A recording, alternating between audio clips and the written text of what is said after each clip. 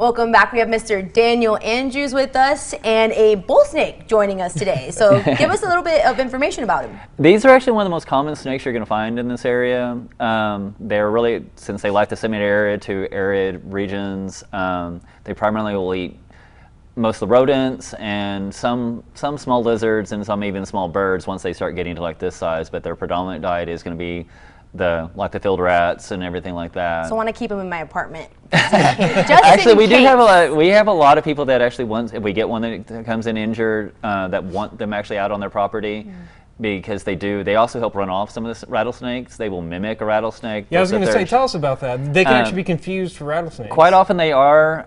The patterning can be definitely from a distance, looks fairly close to some of the diamondbacks and the rattlesnakes in this area.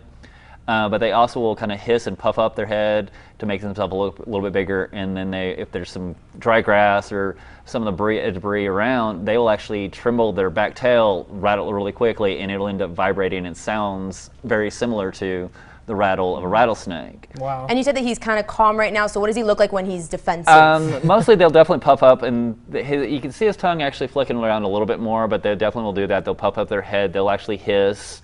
If they get too close, they'll strike. And they normally can strike about 2/3 the length of their body, half to 2/3 the length of their body, so we're not going to go jumping out of the trees or anything at you or anything. You will find them very commonly in brush piles and big grass stands and around some of the sagebrushes and some of the stuff like that, which is really common in this area. They're still going to be mostly dormant right now. They're starting to come out with this weather getting warm. They don't really necessarily hibernate, but they will go a little bit more dormant since they depend on the environment for regulate their temperature and stuff like that. So it's too cold, they will freeze. Their ideal temperature is going to be about between 70 to 80. So next week will be tough for them. Yeah, for sure. All right, thanks so much, Daniel. We'll be right back.